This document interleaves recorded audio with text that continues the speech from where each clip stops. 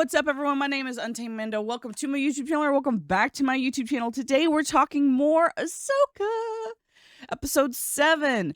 It was an episode. It was a doozy of an episode. I have some issues. There were some good parts, but I still have some issues with this episode. So why don't we get into episode 7 recap?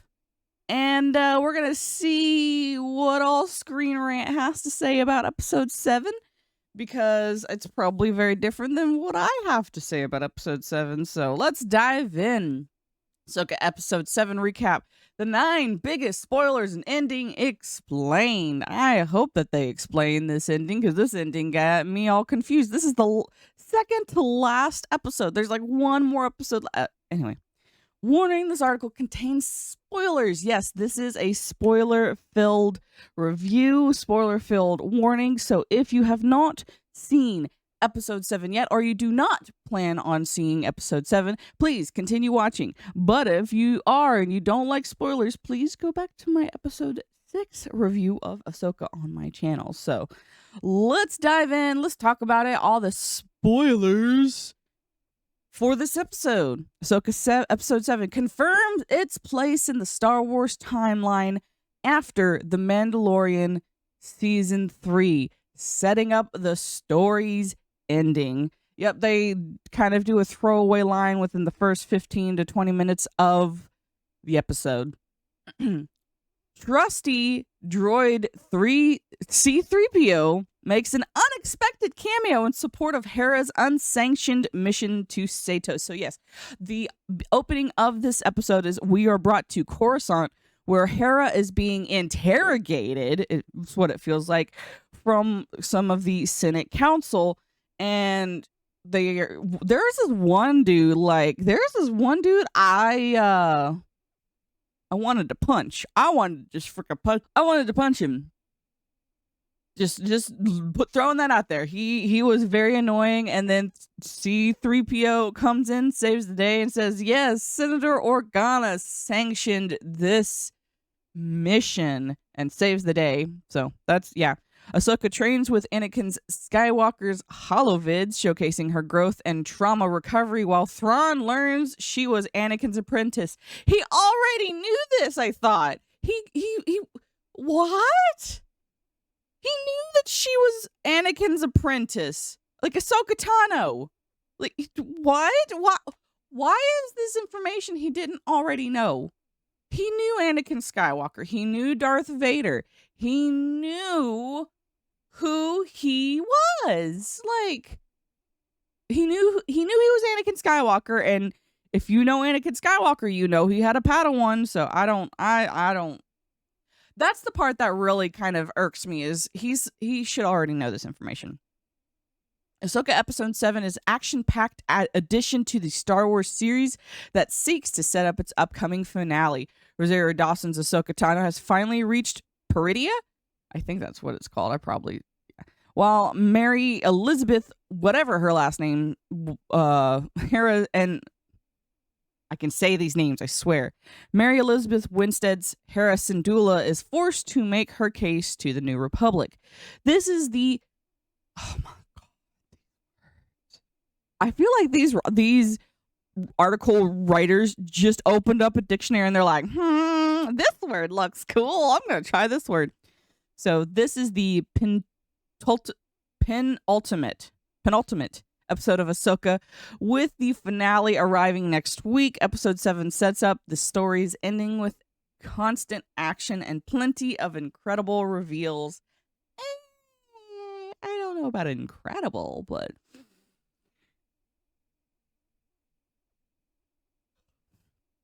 yeah, I don't know about incredible. Ahsoka's place in the Star Wars timeline is confirmed. Yes, it is. The opening scene of Ahsoka episode 7 sees Carson Teva arrive to the New Republic court to support Hera, where he refutes a dismissive claim about Imperial remnants with the events that transpired on Mandalore against Moff Gideon. This officially sets Ahsoka after the events of Mandalorian season 3, which has long since been speculated.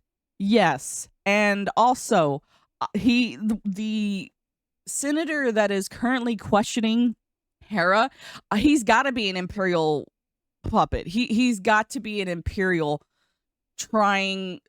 I mean, like we said, like they've said in the last, few episodes, and then of course in Mando season 3, there are Imperial remnants in every single level of government in the New Republic. The senator that wants to deny and not state that those imperial remnants are coalescing together. What happened to her run-in with former Imperials on the on what's Han Solo's Corellia? He is very blind, and I don't know why Mon Mothma is just not. This whole scene was very, very confusing, and also you could tell that it just seemed like, I don't know why they didn't do a cameo of Leia Organa. They should have. And I'm gonna continue. Ahsoka episode 7 gives an unexpected Star Wars cameo. C-3PO, yes, on behalf of Senator Leia Organa. The trusty droid C-3PO himself has returned to Star Wars to stand in place of none other than Leia Organa, the beloved senator herself, who does not appear but sends 3PO in support of Hera and her unsanctioned mission to Satos. Basically, it's like, hey, I sanctioned her mission, and then the council's like, we weren't told about this. She can't do that. And you can start to see where the senator, he's a Imperial puppet. He's a puppet because he refers to, we can't accept that from a droid. The Imperials are very racist. They're very, if you're not human, they don't care. So we get a little bit of that in this episode, seeing very strongly this dude in the Senate is very much an Imperial, and he's trying to throw the New Republic's trail off. And Senator Organa, lo and behold, is the head of the Defense Committee. Why she wasn't at the meeting, who the heck knows? But she is the head of the committee, and she basically throws her weight around saying, I sanctioned this. I'm the head of this committee. I can do whatever the heck I want. Move over. Which is fine. Yes, I was hoping, I don't know if you guys have seen my other episodes, but that was one of the things that I was frustrated about, is if Leia Organa understands that this mission is happening, she's going to do everything within her power to make sure that this mission succeeds, and to make sure that there are no Imperial remnants left in the other parts of the galaxy. She's going to make sure that Thrawn doesn't return. So I wish that we had gotten a cameo of Leia Organa instead of C-3PO, but gotta love C-3PO. He's an easy cameo to throw in. Also, Ahsoka trains with Anakin Skywalker's holovids. You can very much tell that they recorded these holovids the same time as this episode happened, because we don't see him in his Clone Wars armor anywhere else.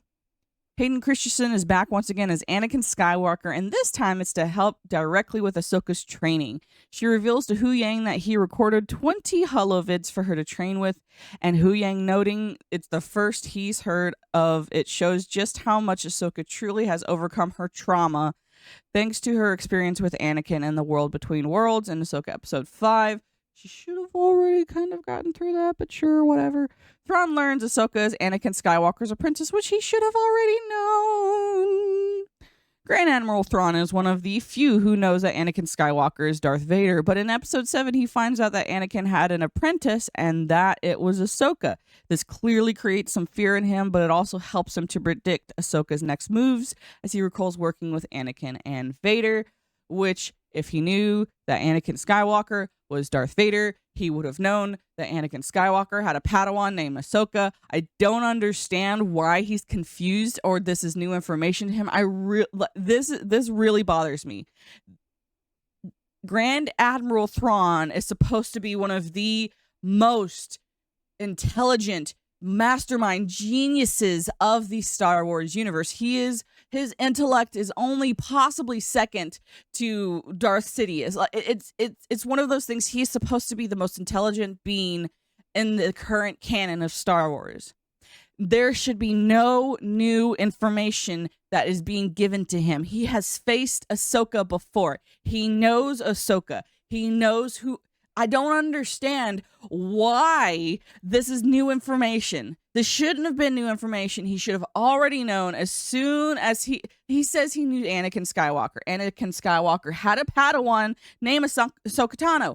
I don't understand why this is a surprise to him. Why is this being portrayed as brand new information? He should already know this information. He was a high-ranking official in the Empire who worked with Darth Vader on numerous occasions, he was so smart, he figured out Darth Vader was Anakin simply by observing his actions. You're telling me that this man who knew Anakin Skywalker was Darth Vader didn't know that he had a Padawan? I digress, because that's the biggest thing second biggest thing that frustrates me in this second half of the season series, because he should know. He really should know. He knew Anakin Skywalker was Darth Vader, and he knew about Anakin Skywalker. If you knew Anakin Skywalker, you would have known he had a Padawan. I don't understand why that's such a huge leap in logic. So. No, it didn't. No, it didn't. No, it didn't. No, it didn't. I'm about. This is where I lose. This is where I'm gonna lose my mind, y'all. This is where I'm gonna lose my mind. I can't even.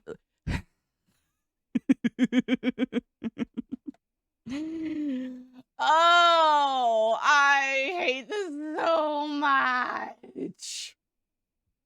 Okay. Ahsoka episode 7, quotation marks, confirms Sabine is officially force sensitive. No, it doesn't. It doesn't. It really doesn't. It really, really doesn't. Ahsoka reaches out to Sabine in order to locate her, and Sabine is able to answer that call through the Force. She describes the feeling to Ezra as familiar, which hints Sabine's truly had the Force in her all along. No, it doesn't. No, it doesn't. I know that's probably this is, as far as this whole season, it's gonna somehow confirm that Sabine is Force sensitive, but no, you can be reached out to in the Force and not be Force sensitive. Ahsoka reached out to her in the Force. You don't need to have the Force to respond. You don't. You just feel, oh, something's weird. I get a weird feeling because someone's trying to call you on the Force call. It's like, hello, Sabine. Yeah, this is Ahsoka. I'm in the Force trying to call you. Hello, answer me, dum-dum.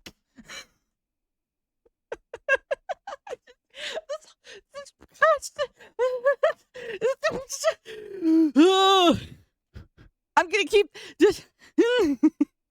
I can't believe. No.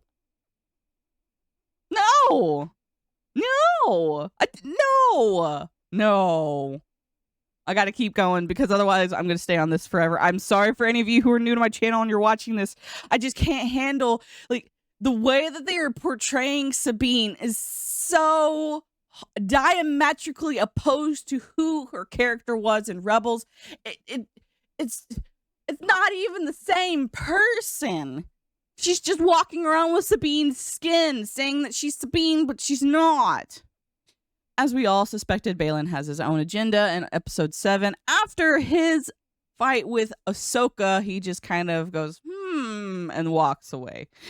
Baylan Skoll has decided to split from his apprentice, Shin Hati, in favor of pursuing his secret agenda. It is still unknown why, and it's a big disruption in Thrawn's plans, as Baylan's now become a variable Thrawn cannot control, just as Sabine has been. Sure. Ahsoka Night Trooper theory debunked. The Night Troopers aren't undead. Well, yes, that's been a theory because of the red ribbons wrapping the troopers' armor. usually when you see that, that means Night Sister magic has been used to resurrect someone. When finding Thrawn's night troopers in Episode 7, Sabine, Ezra, and Ahsoka take out a few, and none die like Inquisitor Merrick did. The lack of green smoke upon their deaths debunks a popular theory that the army is undead, though this might not be the case for all of Thrawn's forces. Yeah, it's...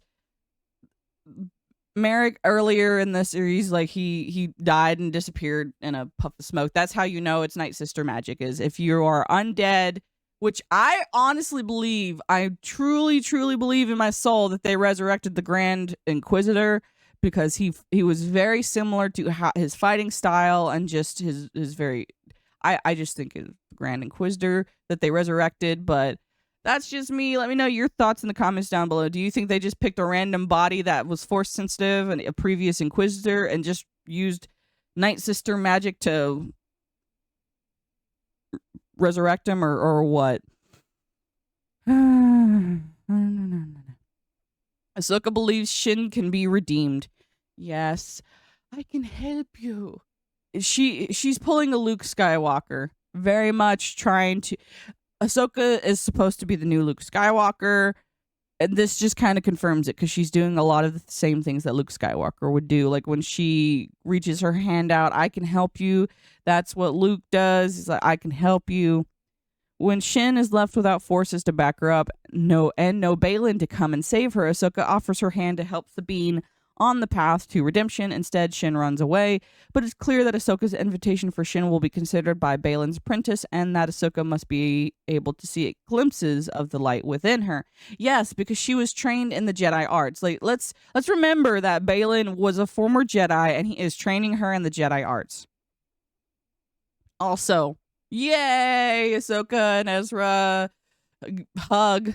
I mean, he saved her life. So, I mean, of course, I'm sure she's happy to see him. And at long last, Ahsoka, Ezra, and Sabine are all reunited. Sabine is able to see that her master hasn't died, and Ahsoka gets to see Ezra for the first time since he saved her in The World Between Worlds in Star Wars Rebels Season 4. Ahsoka Episode 7 ends on the joyful and hopeful note of Ezra finally returning home, but the shadow of Thrawn's plan continues to loom over them. He knows that it's time working against the Jedi trio, and should Thrawn escape the galaxy before the three of them, the Jedi would have no way back to the familiar Star Wars galaxy. There's plenty of action that awaits in the Ahsoka finale as the threat of Thrawn's return draws closer and closer, though the light of these three Jedi... They're not. She's not. Reunited could be enough to dispatch his dark shadow. She's not a Jedi. She's a Mandalorian. They're trying so hard to make her a Jedi. I don't understand why. I guess she's supposed to be the new Grogu, because Grogu was supposed to be the Mandalorian Jedi. And then that somehow got changed. He chose to be a Mandalorian, which... it makes sense. You can't choose both. You can't. You choose one or the other. And the fact that there is a Jedi, a Mandalorian Jedi, like it's very. It's really real. It shouldn't be a thing. It really shouldn't be a thing. But that's Dave Filoni's creation, whatever, and he can break it if he wants to, I guess. That's what it feels like he's doing, is he's like, I made these characters and now I'm breaking all the toys so I can remake them and make them look like the stormtroopers, that their armor's all shattered to pieces and wrapped up in red tape. So, if you overlook a lot of the things that I had a problem with, I'd give this a 5 to 6. The action was okay. I loved the duel between Baylan and Ahsoka. I thought that was good. She's finally using her 2 lightsabers. I like the interaction between her and Hu Yang.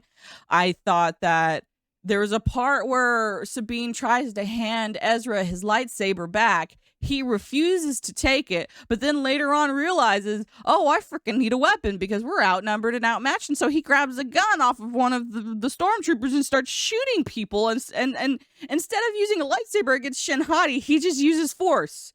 Like, he stops her lightsaber from, so the scene was to display that Ezra's Jedi training has surpassed his previous training. I understand the plot devices they are trying to use to display that Ezra is a very, very strong in the Force, but I really do not enjoy.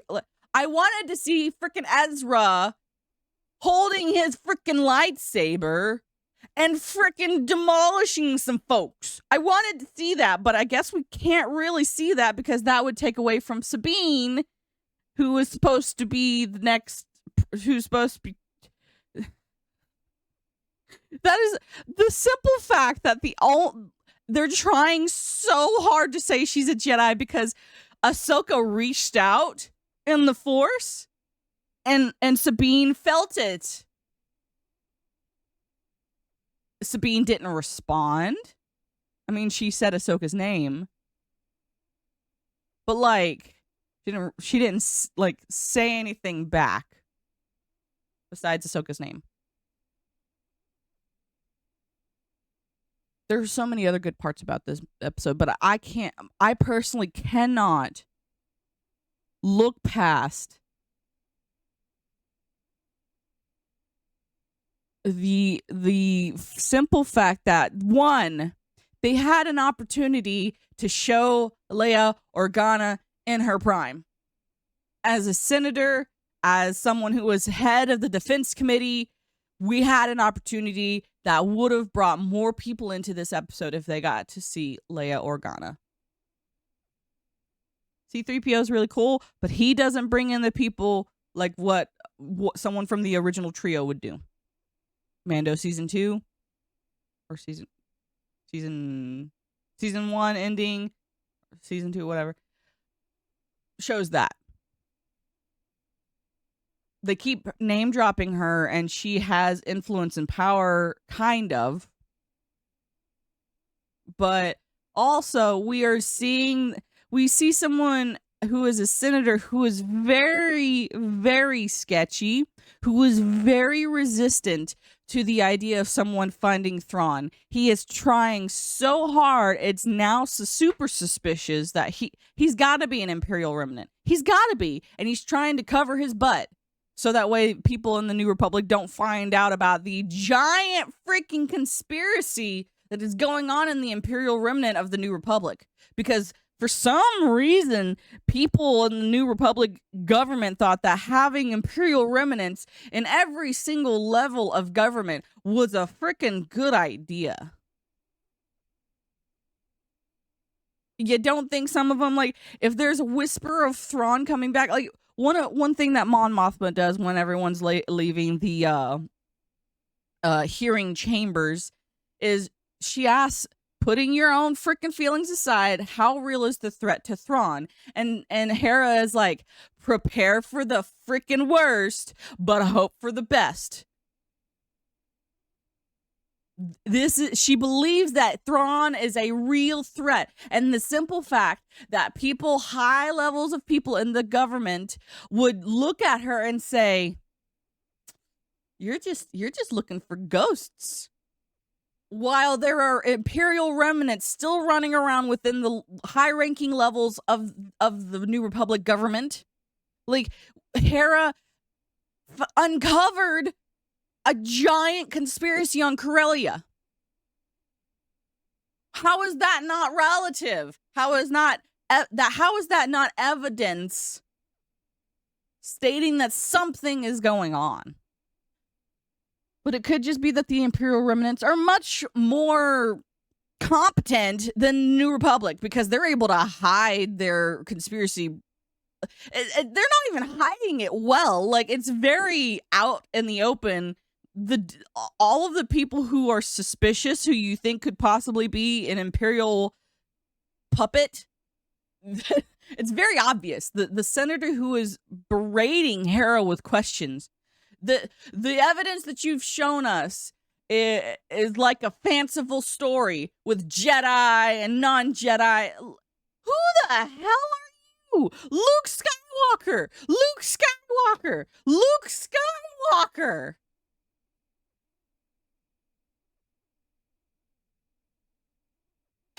Is he just not a thing? Does nobody remember him?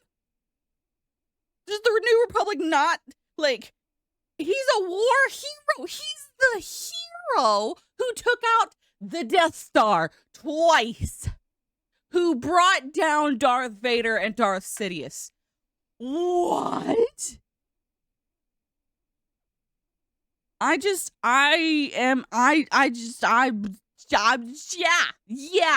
so flabbergasted that so many people within the Republic high-ranking levels of government wouldn't just look at this dude and be like, what is your deal?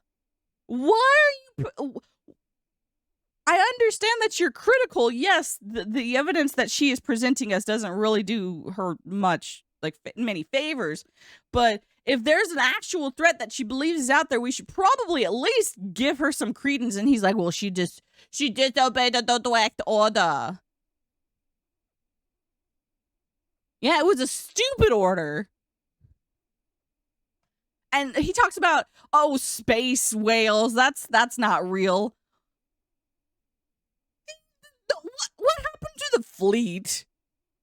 Did they not record their encounter with the space whales? There are many eyewitnesses that can corroborate her story about there being hyperspace whales. Yeah. Yeah. I just don't so much in this series, like it there are so many good parts, but the bad parts are so bad it takes me out. Because there are questions that I have when I'm watching this. When I'm watching the Senate scene and I see that there's only one dude who is absolutely trying to rip Hera a new one. And no one's defending Hera. No one besides Leia Organa is like, why is he so suspicious? And I know some people are going to be like, well, yes, because the evidence that was handed to him, can be corroborated by other eyewitnesses.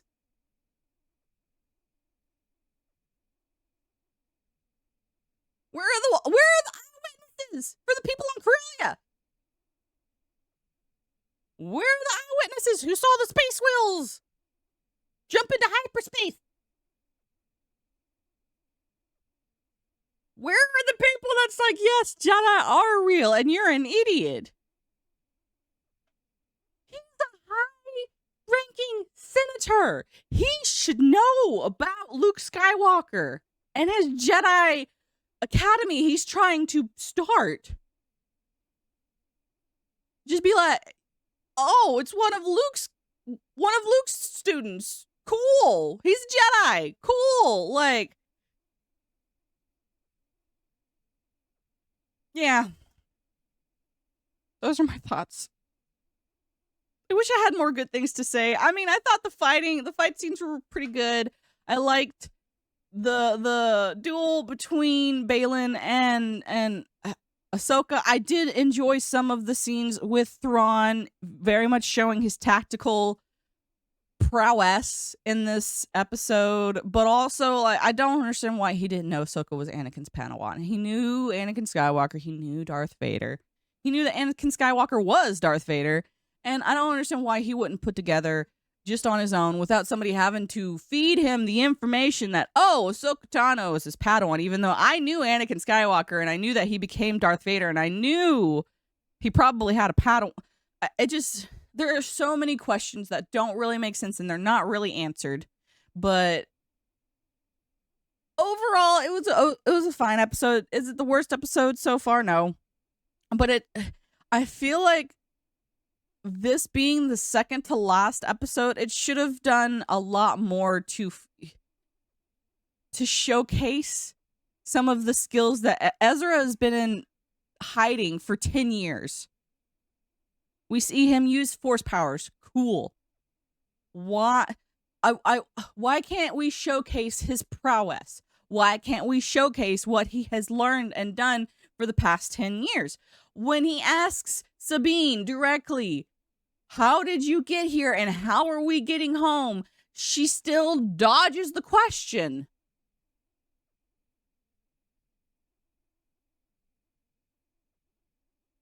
she dodges the question, because if she tells him, yeah, I took a ride with Thrawn's enemy or Thrawn's ally, and Thrawn is going to come back to the New Republic and destroy everything that we've built, I would be upset. I would imagine that Ezra's going to be a little upset. I think she's just trying to avoid the confrontation she knows is going to happen, because the simple fact that her actions by finding him, he have undone everything he sacrificed for. And she's not telling him what she's done. And he's just, okay, that's fine. I'm just going to assume that you have a way home. Okay. So yeah, this episode had a lot of, had some good stuff, had some very questionable, it took me out of the experience. So thank you guys so much for watching this video. I hope that you liked it, and if you didn't, tell me why you didn't like it, and if you did like it, please tell me why you did like it.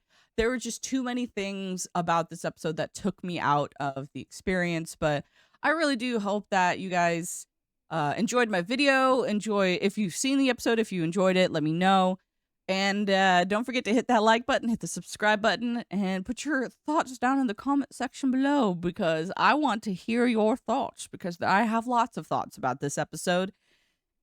And I will see you guys in my next video. So have a fabulous rest of your day. And this is not the way. Bye-bye.